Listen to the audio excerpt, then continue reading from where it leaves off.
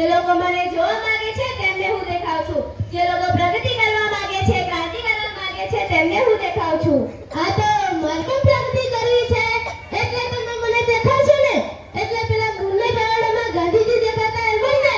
ક્યાં ચાલે તે વખતે હવે તમે આવ્યા છો તો મારી હેલ્પ કરશો ને. તમારા જીવનમાં જાણી અજાણી વાત કરશો ને.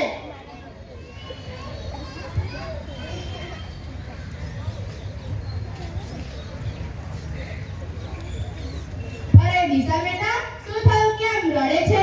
મમ્મી, આજે પણ પેલા ગૌરીના ઓછા ઉપર મારી છેડતી કરતા હતા અને મજાક ઉડાવતા હતા. એ લોકો હતું પણ તી કરે તે પેલા તું ત્યાંથી ભાગીને ઘરે આવતી રહી. પણ તને કેટલી વાર કહ્યું કે તું એ રસ્તેથી ને બીજા રસ્તેથી જા, પણ ના, તને તો ફરીને જવામાં બહુ જોર આવે છે. હા, આવા મહિલા મા-બાપ હોય તો સરકારો પણ એવા જ ધર્મો પેદા થાય ને. તમારી વાત સાચી છે સરદાર સાહેબ. મારા માતા અને પિતાએ હિંમત તો આપી જ નથી કે મુશ્કેલીનો સામનો કરો. હંમેશા બીજા રસ્તે જ વળવાનું કહ્યું છે. રાજુ, આ તું શું બળબડ કરે છે? કોની સાથે વાત કરે છે? મારા નવા મિત્ર સરદાર વલ્લભભાઈ પટેલ સાથે. પણ ક્યાં છે? મને કેમ નથી દેખાતા? કાચું શીર ઉડાવો, સાચું બોલવાની હિંમત રાખો તો તમને પણ દેખાશે. જો તમે અમને ક્યારે સ્વતંત્ર સંગ્રામની વાતો સંભળાવી હોય તો અત્યારે અમે ડરપોક ન હોતા. હા મમ્મી, ભાઈની વાત સાચી છે. તમે ક્યારે અમને પરિસ્થિતિનો સામનો કરવાની હિંમત નથી આપી, કે નથી અમને પ્રેરણા આપી, કે અમે સામે ચાલીને અવાજ ઉઠાવીએ, લડીએ અને જીતીએ. સાચી વાત છે બેટા, અમે તમને ક્યારેય એવું શીખ્યું નથી. એવી મારી ભૂલ હતી. હવે મને મારી ભૂલ સમજાય છે અને મને સરદાર દેખાય છે. મમ્મી, ભાઈ, હવે મને સરદાર દેખાય છે. તમારું સારાપણું જ અન્યને તમારી પર હાવી થવા દે છે. ક્રોધથી આંખ લાલ થાય તો પણ મજબૂત હાથોથી અન્યાયનો સામનો કરો, અવાજ ઉઠાવો. ચાલ દિશા, હવે આપણે પેલા નવરા લફંગાની દશા અને દિશા બદલી આવે. લાવ વેલણ અને ધોકો.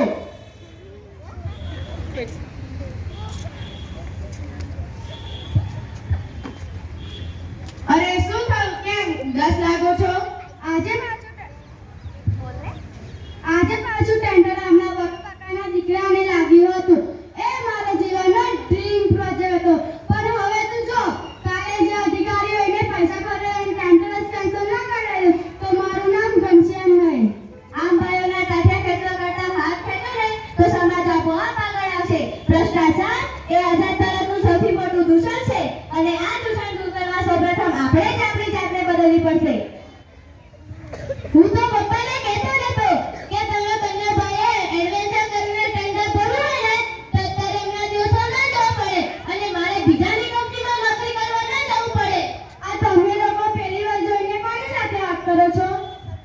આપણે એના અંશના વંશજો છીએ, એવા સરદાર વલ્લભભાઈ પટેલ સાથે. એ બેન જુદા જ પાડો ને બેન, એ બે ક્યારના વાતો કરે. નથી દેખાતા.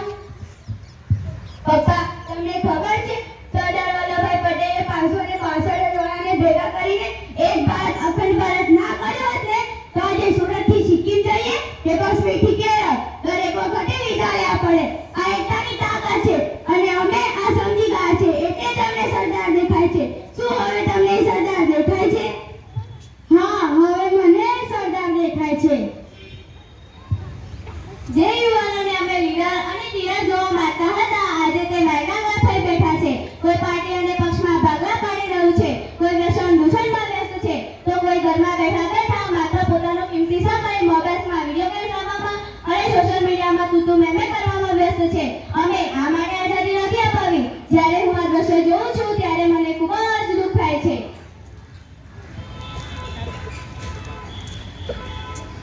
શું થયું વિજયકુમાર, કેમ રડો છો?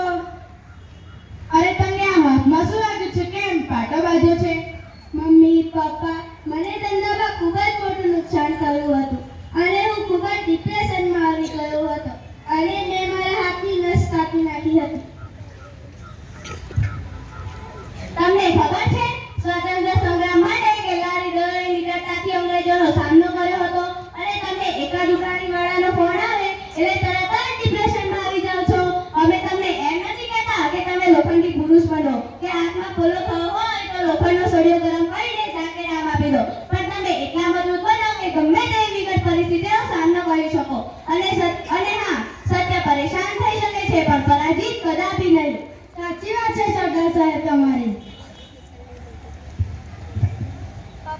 તમે કોની સાથે વાત કરો છો?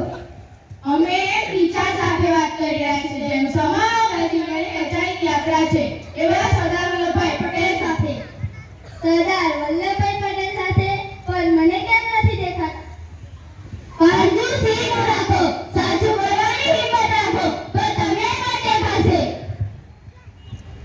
આજની યુવાન પેઢીમાં તો સહન કરવાની શક્તિ જ નથી રહી. ગમે તે થાય એટલે આવી જાય આત્મહત્યા. જાણે આત્મહત્યા જ દુઃખ મુક્તિનો માત્ર એક ઉપાય કેમ ન હોય? પપ્પા, મને મારી ભૂલ સમજાઈ ગઈ છે અને હિંમત પણ આવી ગઈ છે અને હવે મને સરદાર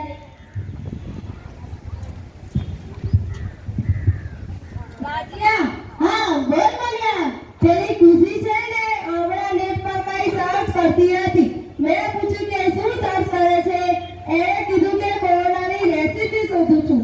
હા મને ખૂબ જ હસવું આવ્યું અને મેં કીધું કે છોકરીઓ હંમેશા દિલથી જ કામ લેતી હોય છે કેમ કે દિમાગ તો તેમની પાસે જરાય હોતો જ નથી. અને આ સાંભળ, પેલા પાતળા ભાભી છે ને એ જાડી ઈડલી મોકલી છે, તારે ખાવી હોય તો રાખું.